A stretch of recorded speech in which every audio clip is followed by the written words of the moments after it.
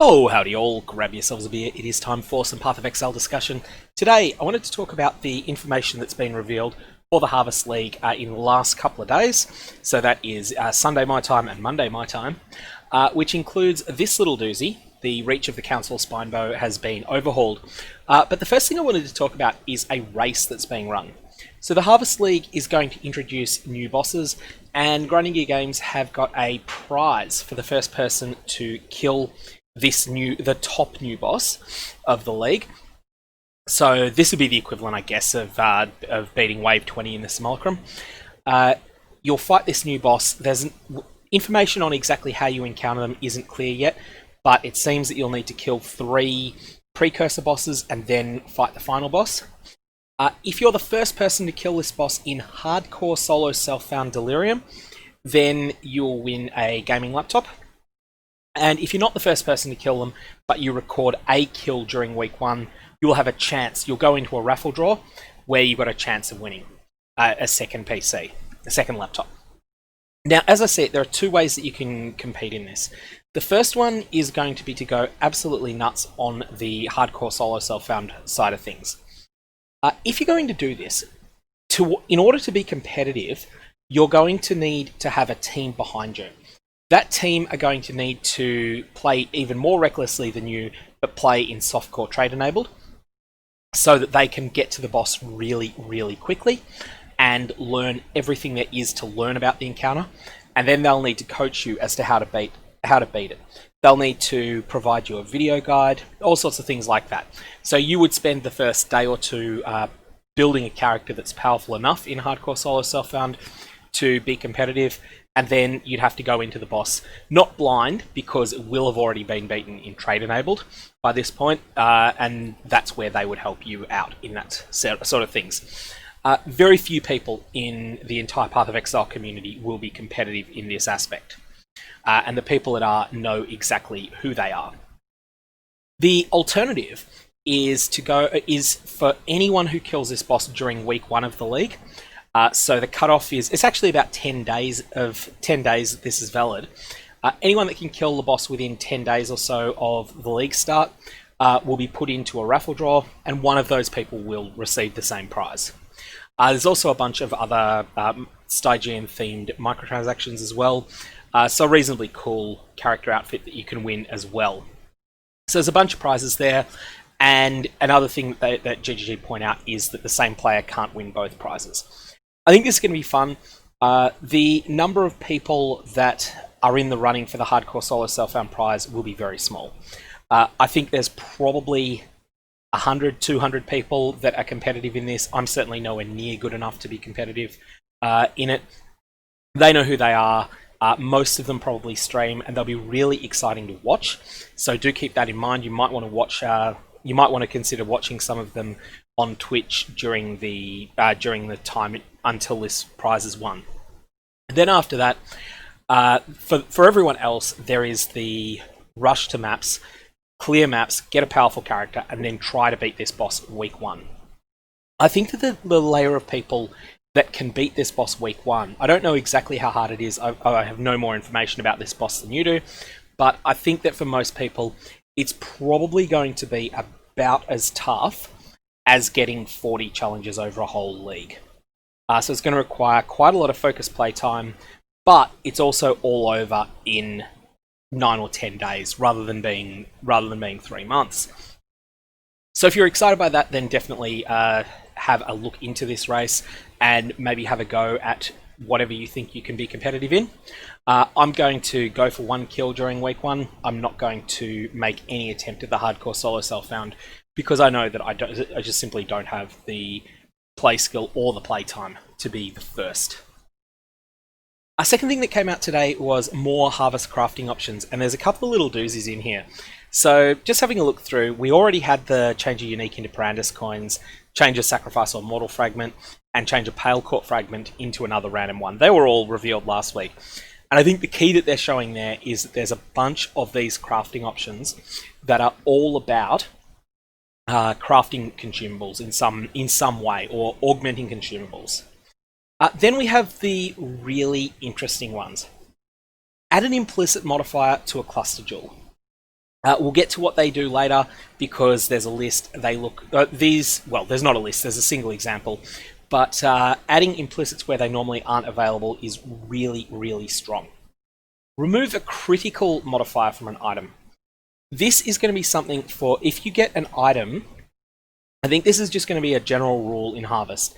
In a lot of leagues, if you get an item that has 3 extraordinarily good mods and then 1 or 2 bad ones, generally speaking, whilst that item might be quite good to use on its own with a bench craft, it's got no potential to ever improve into a mirror tier item. It's sort of only ever going to be a good rare. And usually speaking, if you've got a three excellent affixes, 1 bad affix, usually the best thing you can do with that is to apply some sort of Exalted Orb to it and a bench craft. However, what this is going to let you do, what the Harvest Crafting is going to let you do, is surgically remove 1 mod from it. And this is an incredibly powerful effect. Essentially, it's like Eternal Orb annulling, which is something that's only possible in Standard. Eternal Orbs were removed from the game for a reason, because the best use cases for them were so brokenly overpowered. So, what I think you're going to want to do, across all of the Harvest League, anytime you get one of these 3 excellent mods, 1 poor mod, or 3 excellent mods, 1 middling, 1 poor, these sorts of items, you want to keep them. You don't want to just finish them and try and sell, finish them with a bench craft and try to sell them.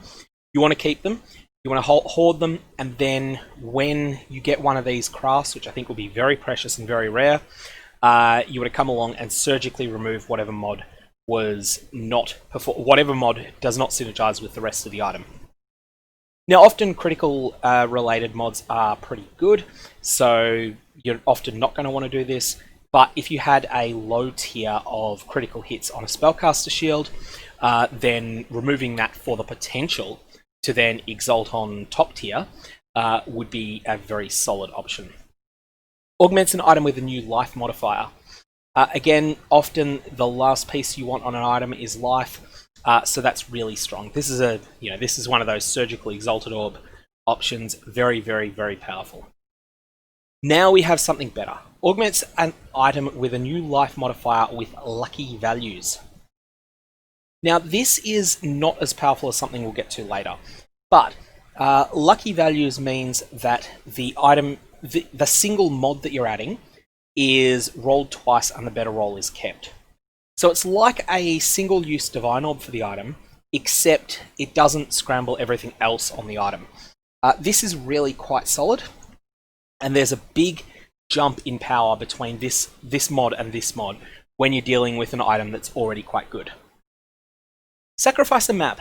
Add 1 free infused domination craft to your map device. This is really interesting. So domination as a craft is something that it's been a Zana mod in the past, and it adds a certain number of strong boxes on. What's new is infused on it. I don't know whether this means that it's going to add more. Sorry, these are the shrines. Ambushes are strong boxes. Shrines is domination. I don't know whether this is going to mean that there's going to be more shrines added, whether the shrines are going to have bigger packs of monsters, whether the shrines are going to have more effect on monsters around them, more effect on you when you use them, or something else entirely. But it's quite interesting. 1 free infused rampage craft to your map device. Again, same thing. We're going to have to find out what exactly that does in play. Rampage as a mechanic is one of those things that it pushes a lot of clear speed, but because it's optional, it's buy-in. It could be quite good to see here as a Zana mod and something that's available in this way. Reforges the links between sockets on an item. It is much more likely to create a larger number of linked sockets. So here we have a better form of fusing orb. Maybe this is as good as using 50 fusing orbs would normally be. Maybe it's as good as 200. We're just going to have to find that out through testing. Now we have the interesting one, a biased chancing. It is my understanding, and I'm not sure here, it is my understanding that Zana map mods apply to the area that you are in when you're doing harvest crafting. And so this may be a good way to try to turn your shiny Shaper and Crusader leather belt that you got from the divination card that gives that gives 2 influence jewelry. You want to try and turn that into a headhunter, and then get disappointed when you end up with a worm's bolt instead. And this will help you do that. More significantly, though, I think you're going to use this on this sort of biased chancellor. You're going to use it on things, well, in solo self-found, it's just going to be an absolute godsend. If you've got a build-defining unique like Cosbury's Malice that you'd love to have, this is going to really help you get that. And if you're playing in a trade-enabled league, there'll always be a best use case for this. It might be that it's 30 quality sorcerer boots that you want to use. It might be that it's something else entirely. One thing that I don't know is it is much more likely to be upgraded to a higher rarity. I personally interpret that as rarity only meaning the difference between normal item, magic item, rare item, unique item. However, there is a case to be made that the various tiers of rarity within uniques, with which there are 5, may be referenced here somehow. And so this might mean, for instance, that if you were to use this on a gavel, chance orbing a gavel almost always, if you get a unique item, almost always generates a Chimera's Avarice, unless you get really lucky, in which case you get a Mjolnir.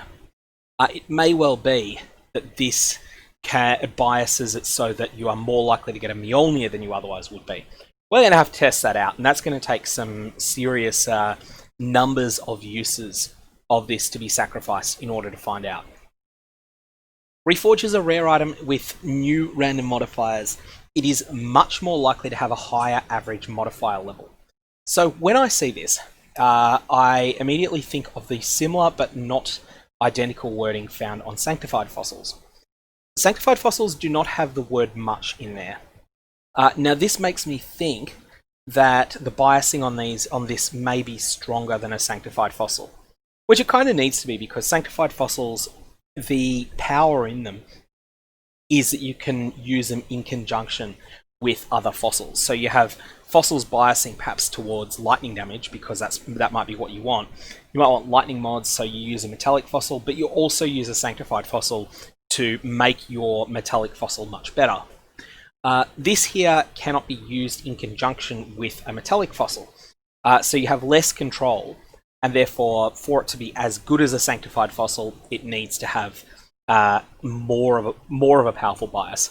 However, this could be really good, especially on double influenced jewelry and double influenced items in general. The reason I say double influenced is that all influence mods have a modifier level of 68 or higher, which means that they're all going to be in the pool of things that you can roll that are going to be biased towards. And then we have the real doozy. Set an item's implicit modifier to a random synthesized modifier. The item can't be influenced or synthesized. So, Synthesis was a league that I personally loved that had a lot of unique crafting with items that had... You could craft implicit modifiers onto... You could create a new item base that was a standard item base, but that had implicit modifiers on it. It counted as influenced in some ways, which meant that you couldn't use it in conjunction with, say, Shaper or Elder items. Shaper and Elder was all that existed at the time. We didn't have the Conqueror Exalts then. So it was mutually incompatible with Shaper and Elder items. But these additional implicits could add a lot of power to an item. They also had a couple of legendarily powerful ones, the most powerful one being the two-handed weapon mod that caused enemies that you killed to deal 5% of their health as physical damage to all surrounding monsters. And you could scale that up quite a lot. So it wasn't just 5%, you could get it much higher. The 3% version of this that existed on one-handed weapons remains available in the game. And you can get that on the unique Scepter Nebulous, and you can also get it on Crusader-influenced armor pieces. But the 5% one is completely legacy. So, using this in conjunction with two-handed axes seems to me to be the best possible use case of it that I can see. So you might need to grant the axe an implicit modifier, and you can do that by using a gilded fossil.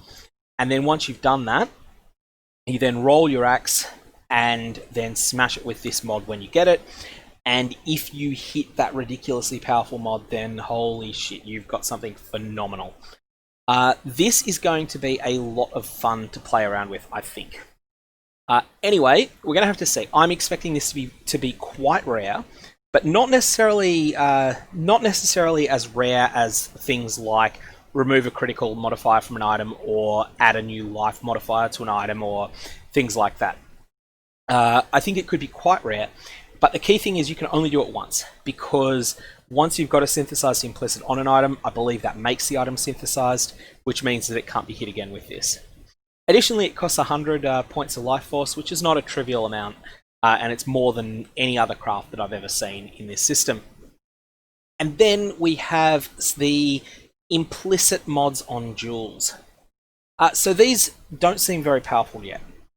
However, I think they're going to be significant because it's simply a new axis of adding power to gear. And these sort of add up. 10% reduced effect of chill on you. 1% increased movement speed. That is really solid. And 20% increased total recovery per second from life leech. So all of these are very small effects, but small effects that add up. And essentially it's a way to build a potentially 5 mod jewel. 4 mod jewels are already really strong, so adding a 5th prop makes them even better again. And especially given that you can get them on your cluster jewels. One thing we don't know is whether you can then modify these implicits to make them synthesized with this last craft. Synthesized jewel implicits weren't particularly strong, but there were a couple of them that were solid. So that's all on the new crafts. Then there were a couple of little minor things that came out. So we have the Reach of the Council overhaul. This is a transformation. I'm not sure that the raw numbers will be good enough on this bow. However, it does some pretty unique things. So socketed gems are supported by level 20 greater volley. This causes the bow to fire 4 additional arrows, but they don't all come from you. They come from a little bit to either side. Now you've got your standard increased physical damage and attack speed, all the stuff that makes Reach of the Council what it is. And then you have the unique effect. Arrows fired from the first firing points. Now it is my understanding that these are the ones that are closest to you but not coming from you. They always pierce. So just a quick refresher, a projectile that pierces goes straight through, so it hits enemies and it's not consumed in hitting them, and it continues onwards. If a projectile pierces, it cannot also fork and it cannot also chain. A always pierce, which means that they don't run out of piercing power after hitting 2 or 3 enemies, they just keep going in a straight line. Arrows fired from the second firing points. Now, my understanding is that you are the 0th. The first are the ones that are adjacent to you. The second are the ones that are a little bit further out. And then the 3rd and 4th don't exist by default. You have to create them by adding more projectiles by various means. So the second firing points always fork. Also, they fork once. Forking is quite strong. It doesn't have the seeking power of chaining, but it does cause enemies. It just causes your arrows to hit more targets. This will be very much appreciated. Arrows fired from the 3rd firing points return to you. Now, normally an arrow returning to you is a pretty underwhelming mod. It does exist in a couple of other places in the game. It's not easy to get, and it's not normally worth chasing down either. However, there's been a bit of talk from GGG on the Path of Exile subreddit, indicating that this will be a beefed up version of arrows returning, and it's not dependent upon them hitting additional targets. So if they hit maximum range, they will return to you. I believe they may also return if they strike a wall. This means that more monsters will get hit as a consequence. However, you will not have the 3rd firing points by default. You will need to add them by some means that adds more projectiles. And then we have the doozy. Arrows fired from the 4th firing points Again, this is hard to get because you need to increase the projectile count to 9. By default on the bow it's only 5, so you need to find 4 additional sources of projectiles. You can get 2 of them from the Dying Sun flask, but getting the remaining 2 is not going to be trivial unless you're willing to pay the heavy opportunity cost of adding a multiple projectile support gem. But the payoff for doing that is that those arrows will chain twice. Chaining is incredibly powerful, especially given that with this bow, you've got enough chaining to find the stragglers. You've got forking to deal with large packs. You've got piercing to deal with lines of enemies. I've got a feeling that the coverage on this bow is going to be extraordinarily good. However, the question is, are there any skills that want a bow that doesn't have overly good damage on its own? You need to provide damage from some other source. The first thing that jumps to my mind, and I could be wrong on this, but the first thing that jumps to my mind is some sort of cast on critical strike shenanigans. I'm not sure what the payload skill would be, but you've got a lot of projectiles coming out here, and those will carry over to whatever you're casting on critical strike. So we'll have to see what people do with this. I'm not initially planning on using it, but it's certainly an interesting unique now. Next up we have the changes. They have the this cluster that's dedicated to corpse consumption. I will need to add in a little disclaimer that people should not eat corpses. I will not be held responsible if you go to the graveyard and dig up some of the delicious corpses there. Now, Undertaker grants 30% increased damage if you've consumed a corpse recently. Skills which create corpses have an addition to the maximum number of corpses allowed. This will certainly find uses. And then gaining 2% conditional regen if you've consumed a corpse recently. There's lots of ways to somewhat automate the process of creating and eating corpses in this game. Various Cyclone cast on critical strike. Oh, sorry, not cast on critical strike. Cast while channeling setups have been popular in the past, and this plays really well with them. Additionally, more damage if you've consumed a corpse recently, or you can have corpses that you spawn have increased maximum life, which has a number of little shenanigans that can work with it as well. All in all, I think this cluster is interesting. It's not something that every minion build takes.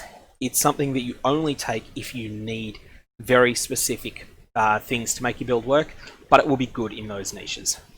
And lastly, there's a new divination card that I'm really looking forward to seeing. And this is our resident meth head for Ray class. I don't actually know who this is meant to be, but the sustenance is a divination card set for 3, a set of 3 for the unique jewel Energy from Within. Now this is the one that transforms sections of the passive tree that used to generate life to generate energy shield instead. The Energy from Within jewel has a range between 3 and 6% energy shield that's available on them, and because this is 2 implicit corrupted, this is going to be quite interesting. 2 implicit corrupts on jewels are pretty rare, mostly because Elva's corruption chamber is something that's not something you get to very often. The Energy from Within jewel is really strong for certain builds, and I think that there's a lot of potential for this to beef up builds that are playing some sort of hybrid or pure hybrid energy shield, or even pure chaos inoculation energy shield. Can use this as a source of additional ES and get at a low opportunity cost. So the only opportunity cost really that you're paying is having, you might not have 6% energy shield on your Energy from Within. You might have to settle for 3, 4, or 5. But in exchange for that, you can pick up 2 Vile implicits, some of which are pretty mediocre, but some of which on jewels are really meaningful. I'm not expecting reduced mana reservation to remain in its current state in Harvest League. If it does, minus 1% mana reservation will be absurd on this, but if it doesn't and you have to pick something else, there's plenty of good dual implicits. Anyway, that's all we've got for the moment. If you've got any comments or questions, fire away below. Otherwise, I'm going to leave it there, and I hope you have a good one.